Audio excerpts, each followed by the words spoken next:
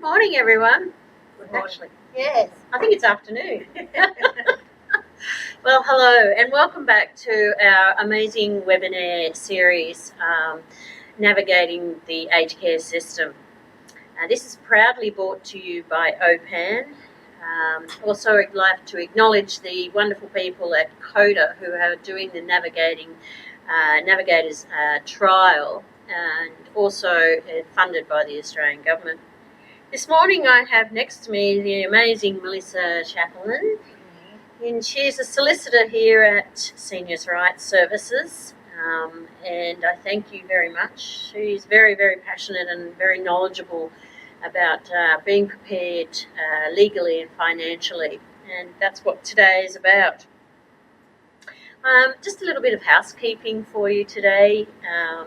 I'd like to acknowledge our Facebook group. So we have a Facebook group. Thanks, Tom. It's come up now. If you pop onto Facebook and you type in OPAN, O-P-A-N, you'll find this logo, I guess, will be the first thing you come up, and you'll come to this site. To the left there is a area called Groups. And click onto that and you'll find the Navigators group. This is a fantastic site. We're monitoring for discussions, so we're going to have post-webinar discussions. We will actually provide the links that we use today, and we would love to have your voice and input in regards to whatever we discuss. And the other thing I need to acknowledge through discussion and feedback, which was great, is that I'm very sorry we cannot caption this particular webinar. It is a live streaming webinar. It is unable to capture whatever I say in my lovely dulcet tones. So sadly, it can't be captioned, but we're going to be looking at that for the future. There is also Q&A. I knew there was something else, housekeeping. Q&A, right up in your right-hand screen, you'll find a little toggle bar or a toggle button that you can click on, and you can send me your Q&A. So if I'm looking at my phone, that's you texting in your Q&A, so please do. It's really important that we have your input. Okay, Melissa. So tell us a little bit about yourself, your background, and why are you so passionate about legal matters, particularly for the elderly? Well, I've been a solicitor for 10 years at the Seniors Rights Service, specialising in guardianship, power of attorney and wills and estates. I work on our advice line where we get calls from seniors, and I undertake casework. I've also conducted educations in the community on planning ahead and elder rights. I'm passionate about helping the elderly and ensuring that they're prepared for any future events that they should come across. I'm passionate about them knowing about their rights in advance rather than leaving things until something happens and being unprepared. So that's my main interest, to get as much information out in the community as possible. Absolutely. And you will, and thank you for that, because it's so important. It's absolutely so important. So we're putting up our journey board there to navigating my aged care. We're still in step 1, as you can see, start the conversation. And it really is about being prepared. All too often we observe older people entering the aged care system during crisis. And with many of the important legal and financial details not organised or communicated to others. Being prepared legally and financially can protect you, provide for the clear outline of what you want and need within your aged care and for your future. So firstly, let's look quickly at where we can see the My Aged Care website. Let's go over that again so that we're all on the same board, because I really like to be quite practical. So if we just type in My Aged Care, thanks for that, Tom. And at the top we'll see the My Aged Care. Now make sure it's the governmental site, .gov. So if we click onto that, wonderful. And it comes up with this great website that was updated at the beginning of this month. and it looks at different types of care, and we'll be looking very clearly at different types of care, how you get assessed for these types of care and what services are available, how you can find a provider in your area. And you could be doing this, you can get on this anytime and scroll through and look at how to navigate my aged care. So we're very much in the focus of being prepared and having that knowledge, and I guess having a little bit of a play with the websites. Okay, so let's get into the very important details of today, and we're going to look predominantly today, as I said, at power of attorney, guardianship, wills, and then possibly down to pensions and financial assessments. So Melissa, what really is the difference? And I know there's a lot of communication about this. What is the difference between a general and a enduring power of attorney? So a general power of attorney appoints a person to make financial and legal decisions, but only operates while the older person has capacity to give directions to the attorney. So you might make a general power of attorney if you are having a brief stay in hospital or going overseas. An enduring power of attorney is far more important in that it appoints a person to make financial and legal decisions and continues to operate should the older person lack the mental capacity to instruct the attorney. So it's a very important document. The attorney can access your bank account or engage in transfers of property for your future care. Okay, so it's a massive, massive role, isn't it? And it's a big responsibility. So what sort of attributes in the role of being an attorney? So you want to appoint someone that you trust implicitly, that is a good manager of finances. You want the sort of person who could close off utilities, insurances on your property, manage property conveyances, enter residential care contracts, manage the payment of your fees on your behalf should the time come and you need that care. Busy role too. Yeah, you need to know a lot about the person, don't you? You need to be quite intimate with them. So who can I appoint as an attorney? Okay, you can appoint one person or two people as your attorney. You could have two people act jointly, so they need to agree together to make decisions, and they both need to sign off on legal documents. Or you could have them jointly and severally, so two people talk to one another, but one person can sign off on decisions. If there's no family member or friend you want to appoint as attorney, you can appoint the New South Wales Trustee, and there are products called Active Assist and Future Assist that you can use to appoint. Beautiful. So you've talked briefly, I guess, about the responsibilities of an attorney. So let's be really specific. What if people out there thinking, right, I need to appoint somebody now, and I need them to do certain things. So what responsibilities have they got? So at law, once you appoint an attorney has responsibilities to you. They must keep your funds separate from theirs. They must be accountable with your money at all times, so keep written records of all transactions, and they must only act in your best interests.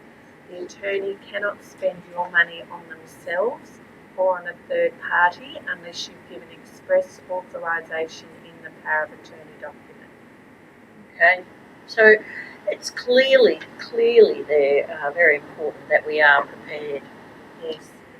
Now, sadly, Melissa, they can't hear you. I'm getting a text here to say, so okay. What I might do is I'll be a bit quieter and we'll turn the volume up. How's that sound? It's a bit hard for me, but I'll try. And whilst I'm on it, we've got one here from Cheryl. This is really good that you're already onto it, Cheryl. Thank you so much. Where the storyboard is available as a resource to be downloaded, most definitely. We have had some difficulties and we needed to just change a few things, so we are uploading that to the OPAN website, opan.com.au, and you'll find it under resources. That's correct, isn't it? Navigators, that's right. I suddenly had one moment. So the navigators. Thank you, Tom. All right, and there was one other as well here from Annette. I'm not sure if I can address this one, Annette. We have new care reforms which are already being broken. Who is looking after the residents, because it's not the Commission.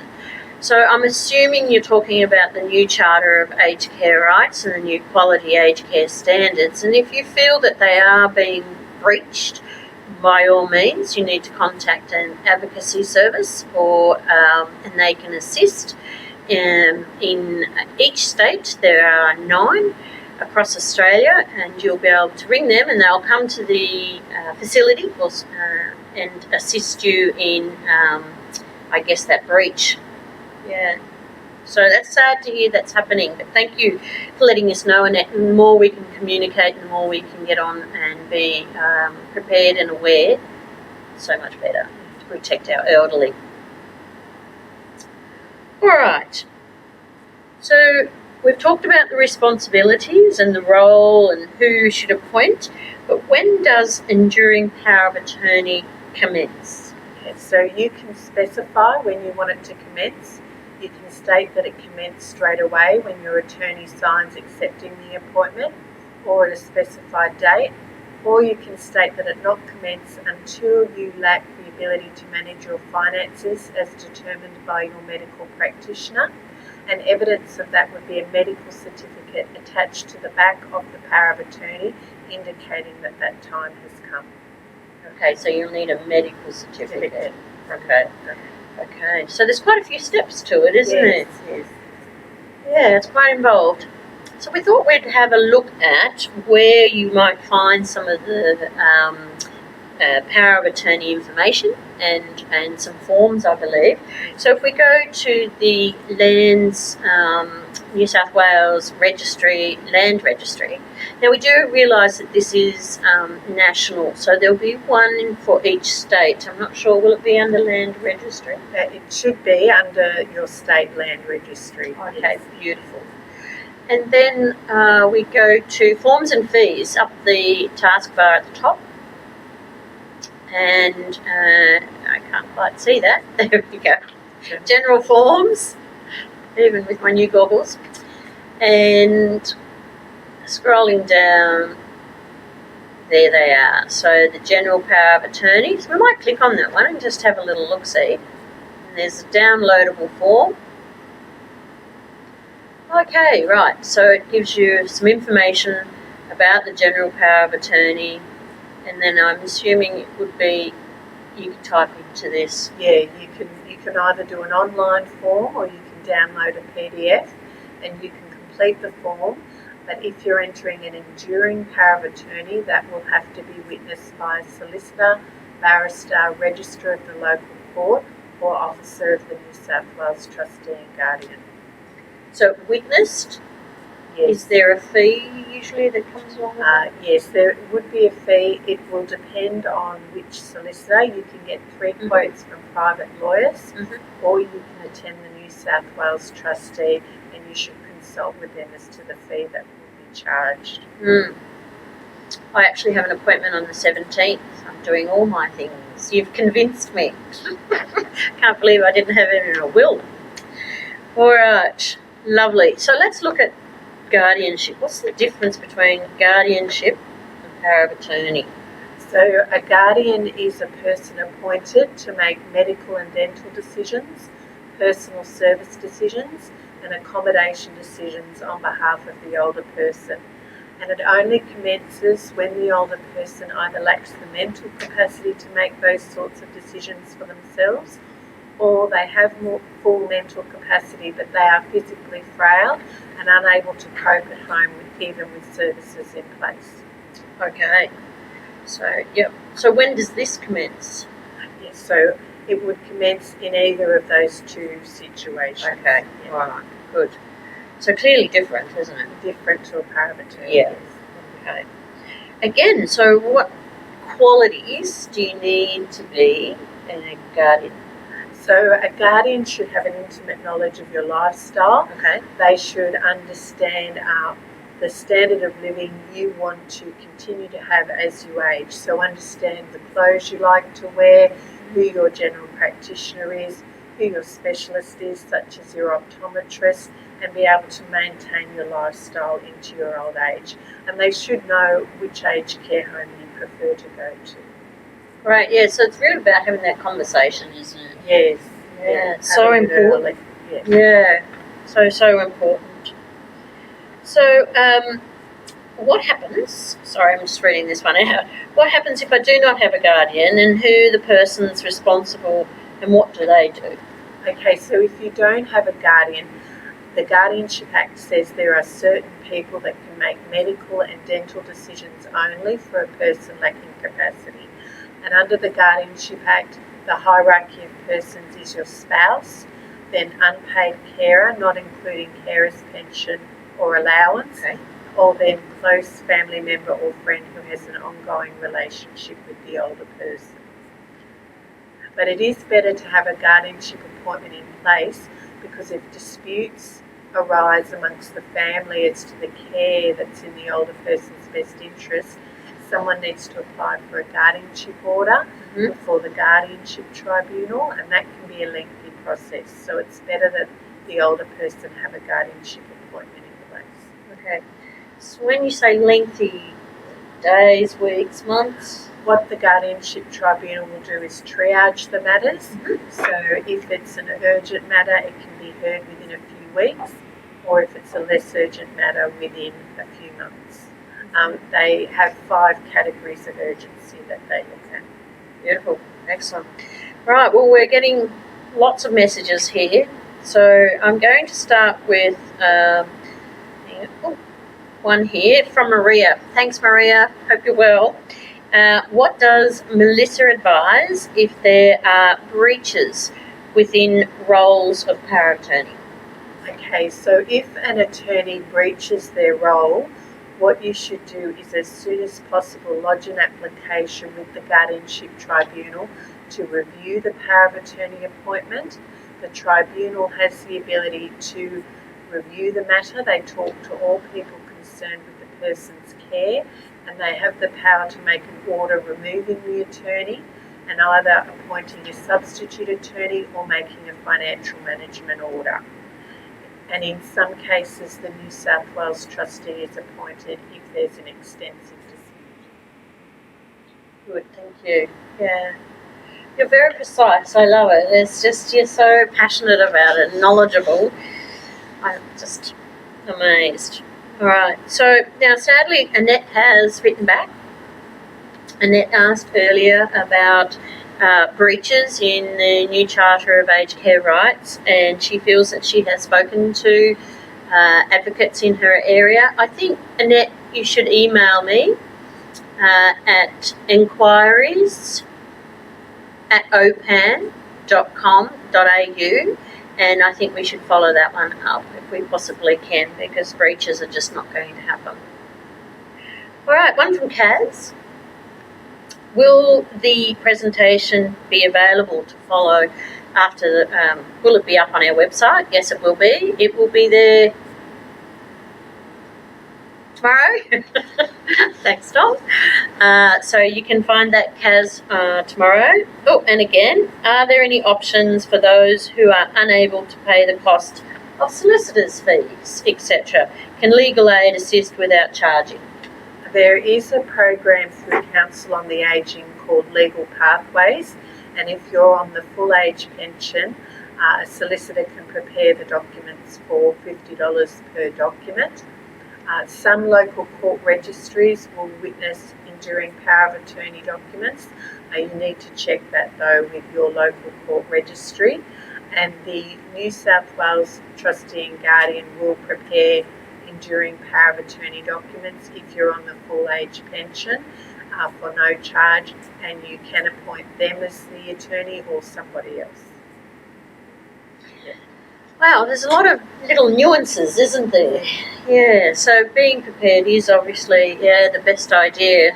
Gosh, get it together now, guys, I say. Okay, there is one anonymous question. Are there differences between the states? Yes, the power of attorney and guardianship laws are state specific. There are currently law reform submissions to try and encourage the states and the Commonwealth Government to make them national laws, but at the moment they are state specific. In New South Wales, there are laws that recognise interstate power of attorney documents in this state, but you would need to check the state that you're in to check the laws that apply. Okay, good. And I guess if they just do .gov, their state.gov websites, perfect, lovely. Actually, talking about a website, we need to look at the one for guardianship, which was the New South Wales Trustee. So if we quickly go on to that, we can see that, and I do have all the URLs for you at the end. If we go up here, we can look at guardianship. Is it at the top there? So I can't quite read that. Sorry. There we are. Let's give you the information on what is an enduring guardian, advanced care directives, which is also very, very important. Enduring guardian frequently asked questions, and then finally the forms. So that's a great website for looking at your enduring, your guardianship. Excellent, lovely. All these legal terms, I'm a bit baffled. Give me medical terms any day. All right. Are there any more questions here? Let's have a look. There was one from Sarah.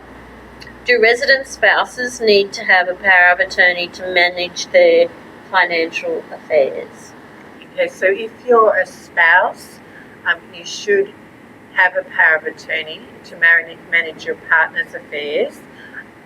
If the time comes and they need aged care, you can also appoint alternate attorneys. So if you have power of attorneys appointing your spouse and something happens to your spouse, you can say as an alternate, I want to appoint somebody else if something happens to them. But yes, you should have those in place. Yes, one would think that once you start utilising a service that you might have all this ready. Yes, particularly spouses often own property jointly, so to give you the ability to deal in any property if the time comes and you want to downsize, for example, you need to have a power of attorney in place so that you can transfer property, always keeping in mind that dependent on the terms of the power of attorney, you need to preserve your partner's interests. Okay, beautiful, excellent. Let's go on to wills. What is a will? So a will is a document that sets out how you want your property and belongings to pass to persons who are your beneficiaries on your death. And you appoint an executor who administers your estate, and you can also set out your funeral wishes. Okay, is the role of the executor the same as the power of attorney, or when does it commence and what's the differences there? So the role of the executor is different to the power of attorney in that the enduring power of attorney operates while you're alive, and then on your passing, your executor's appointment takes responsibility for the administration of your estate, and the role of the enduring power of attorney comes to an end. Okay, so it's very specific. I guess it's law and it's very definitive, isn't it? Yeah, lovely, excellent, good. So let's find where we can find some more information on wills. And if we go to, there's a great website, Get It in Black and White.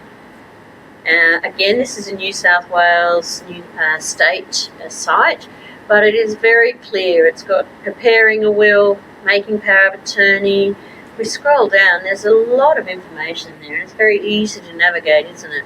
Yes, it's got a lot of information about the documents we've been talking about today, and it is a very good site to read through and gain more information. Absolutely. So Get It in Black and White. And I'm assuming, again, that information would be the same across each state, specific to that state, their New South Wales, their .gov sites. Lovely. So there's a question here. If you're not happy with the role that a guardian is providing for an older person without capacity, what is the process or advice to address this? Okay. So you would need to lodge an application with the Guardianship Tribunal. It's called Review of a Guardianship Appointment, and in that application you list out all your concerns about what the Guardian is doing. The Guardian has a responsibility under Section 4 of the Guardianship Act to protect the welfare of the older person, to maintain their family relationships, to ensure that they have as much autonomy as possible, and there's more obligations to maintain cultural relationships. And so if a guardian is inhibiting any of these obligations, then an application can be lodged with the Guardianship Tribunal to have that looked into. A guardian should always consider the medical evidence in making decisions and listen to medical staff. Okay. Gosh, it rolls. All right. Thank you for that. We have now lots of questions. Joanne, what is the website for the public trustee in Victoria? So we've got www.statetrustees.com.au. Lovely. Okay, good on you, Joanne. That's State Trustees Victoria. Madeline, are the laws around power of attorney and enduring power of attorney and executors federal or state specific?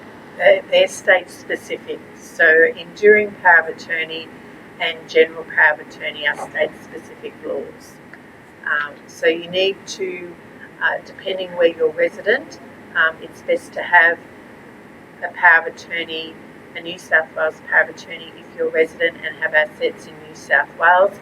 However, if you don't, in New South Wales there are reciprocal arrangements, so they will recognise interstate power of attorneys, but in other states you'd need to check the laws in that state. That's right. I guess what would happen, say for instance you're travelling and let's face it, a lot of people travel when they get older, and I'm very envious and looking forward to that time. What would happen if they had an accident in Queensland and they were from, say, Tasmania? Yes, that's right. Well, if they did, they would need to check the law in Queensland that it recognised their documents. I can't comment on the laws of another state, but most states should have interstate recognition. Okay, I'll give you a break. Sorry. That's all right. Quite all right. I tell you what, we'll quickly have a look at. Oh no, we can't. He's typing. I'll do a question again. Anonymous. It's very busy here today. Lots of moving parts. Do enduring power of attorney documents need to be registered with Queensland land titles? I'm not sure of the absolute connection there.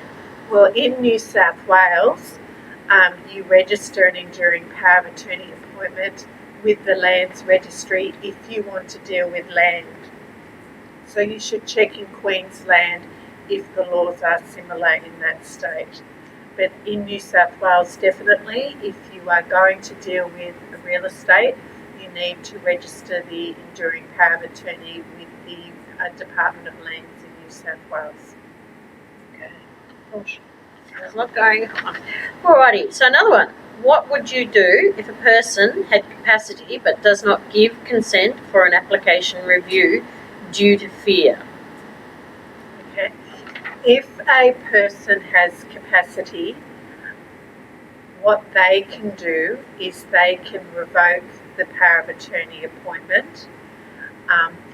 If they're not revoking the appointment and appointing a new attorney because they're under some duress or fear, I would advise contact a solicitor and get some advice on that individual situation. Normally, an older person with capacity has the choice as to whether they want to revoke it or not. But if they are in a situation of potential elder abuse, then legal advice should be sought.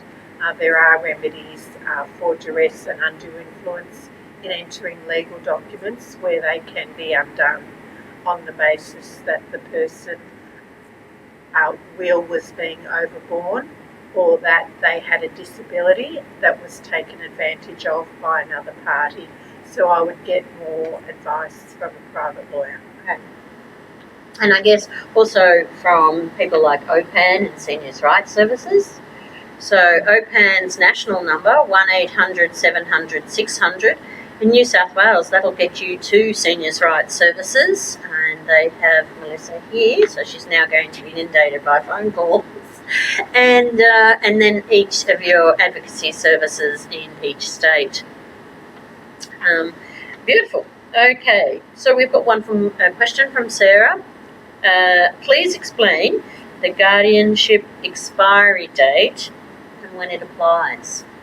Okay, so once a guardian is appointed, it commences when the older person lacks mental capacity, or they may have mental capacity and be very physically frail and not coping at home with services, in which case it has commenced.